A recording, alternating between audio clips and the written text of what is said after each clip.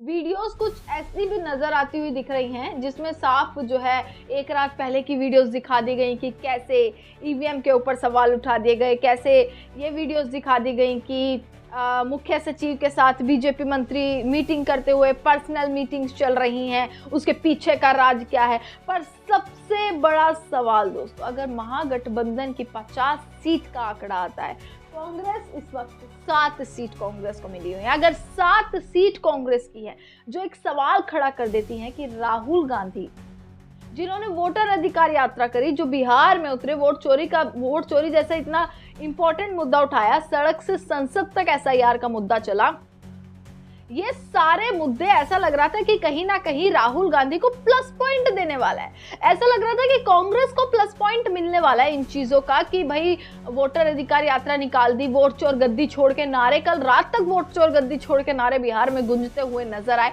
पर इन आंकड़ों ने आखिरकार ये दिखा दिया कि राहुल गांधी की क्या वो यात्रा पूरे तरीके से जो जनता वहां पर उमड़ी हुई थी वो अलग दृश्य बता रही थी, और जो आंकड़े आज निकल कर सामने आ रहे हैं, जो नतीजे आज निकल कर सामने आ रहे हैं, वो अलग आंकड़े दिखे। दोस्तों आप कमेंट सेक्शन में जरूर बताइएगा आप लोग क्या सोचते हैं, क्योंकि सवाल अब इस चीज पर खड़े होने शुरू हो गए हैं कि वोट चोरी हुई है, ईवीएम की बात एक बार फिर से निकल कर आ गई है। ईवीएम की बातें एक बार फिर से विपक्ष के तमाम नेता बोलते हुए नजर आ रहे हैं, क्योंकि सासाराम में जिस तरीके से ईवीएम में पूरा ट्रक भरा हुआ मिला था, उस पर भी लगातार सवाल उठे कि एक रात पहले ऐसे पूरा ट्रक भरा हुआ मिला।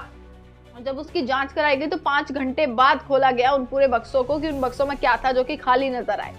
जिसके बाद दोस्तों ये सवाल अब लगातार खड़ा किया जा रहा है, और इन सवालों के साथ अभी ये आंकड़े बदलते हैं। आखिरकार क्या होगा? महागठबंधन इतने बुरे तरीके से हार चुका है महागठबंधन? क्या इन यात्राओं का कोई फायदा नहीं हुआ? क्या जो सोचा जा रहा था वैसा कुछ नहीं हुआ? लग रहा था कि भाई राहुल गांधी का हाइड्रोजन बम वोटिंग से, मतदान से एक दिन पहले उनका हाइड्रोजन बम फोड़ना कहीं ना कहीं असर देने वाला है, पर वो भी यहाँ पर कुछ असर होता हुआ दिखाई नहीं दे रहा, क्योंकि किस तरीके से अब की बार बोला जा रहा है महिलाओं ने इतना ज्यादा वोट किया है।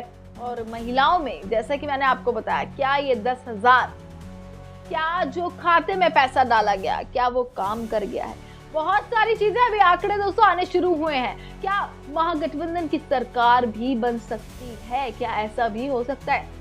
क्योंकि चुनाव आयोग की वेबसाइट पर अभी अलग जो है वो डेटा चल रहा है, और अभी चैनल्स पर अलग एक डेटा बताया जा रहा है, अपडेट वहां पर नहीं हो पा रहे थे, जिसकी वजह से विपक्ष इस उम्मीद में है कि अभी भी महागठबंधन की सरकार बन सकती है, और पूरे तरीके से विपक्ष उम्मीद लगाए बैठा है कि उनकी सरकार अब बनने जा रही है।